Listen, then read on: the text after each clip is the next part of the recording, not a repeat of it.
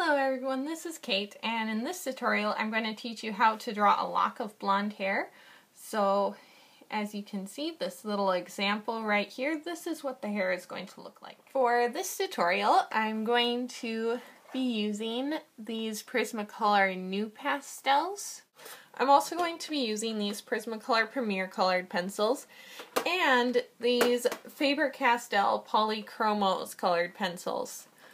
The Faber Castell Polychromos are a little bit harder to find and a little bit more expensive, so I'm just going to show you the Prismacolor equivalents, just in case you don't have the Polychromos. I'm going to start out using this Canary Yellow Pastel, and I'm just going to use this and go into the shadows. And the shadows usually happen along the roots, and just wherever there's an absence of light on the hair. So, just gonna do that.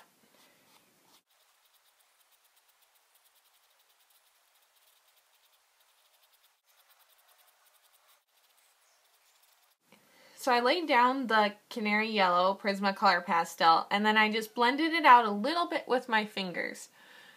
Next, I'm going to take this Purple Violet Faber Castell Colored Pencil, and adding the purple is going to make her blonde hair blend in with the purples in her face, and with this eyeshadow right here that's also the same purple, and it's just going to bring the piece together as a whole.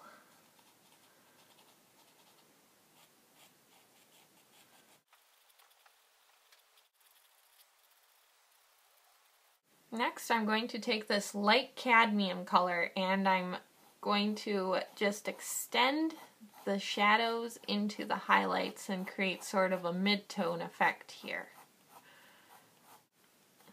And this is a light lemony color, so it's definitely just going to brighten up the hair, and it's a good mid-tone color. We'll leave it at that.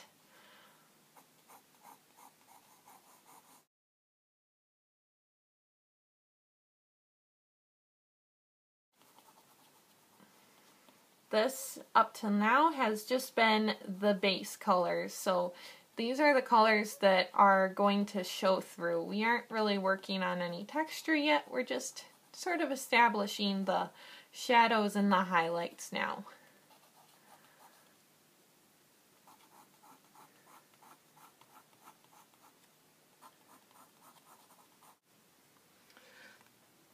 Next, I'm taking this Prismacolor pencil, and this is in sand. And I'm going to use moderate pressure, and I'm going to go over all that I colored with the purple violet and the light cadmium. And we're still preserving the highlights. So do you see that? I'm just going over the shadows and the midtones, but I'm leaving the highlights light. And this is going to add a lot of contrast to the light colored blonde hair.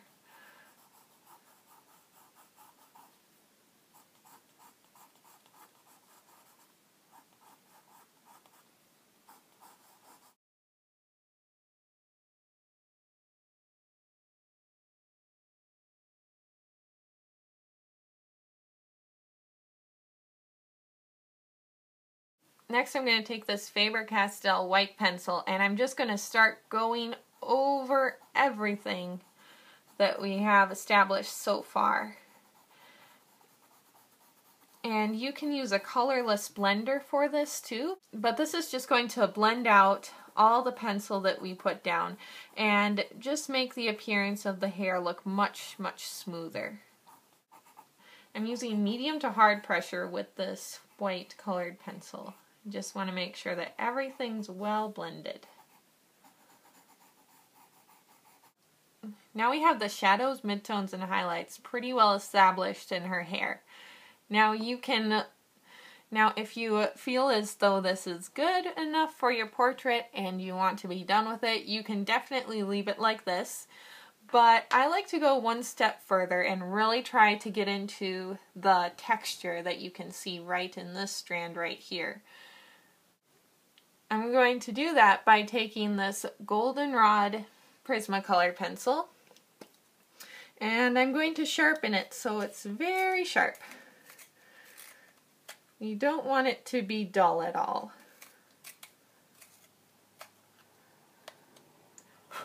I'm just going to start along the roots and add texture. So you can see what I'm doing on this little sheet right here. This is what lines look like when I'm using constant pressure.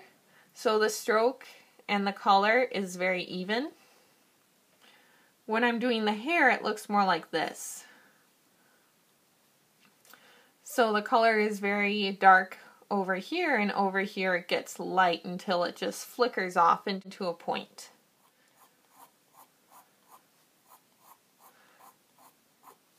And I'm just going to continue doing this all throughout the hair.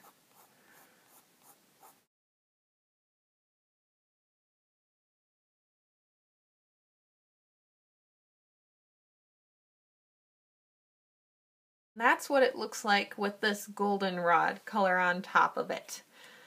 Now the hair is nearly done, but I just want to work at the highlights a little bit more and try to define those and just really make the hair shine. I'm going to take this Prismacolor cream pencil and I'm going to just go into the highlights with this one. And this is in the color cream, so it has a little bit of a yellow twinge to it. And this is going to warm up the hair. Complete that texture that you see in the shadows, only we're doing it in the highlights.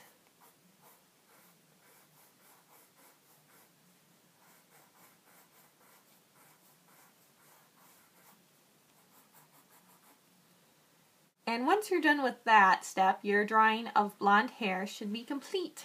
Yay!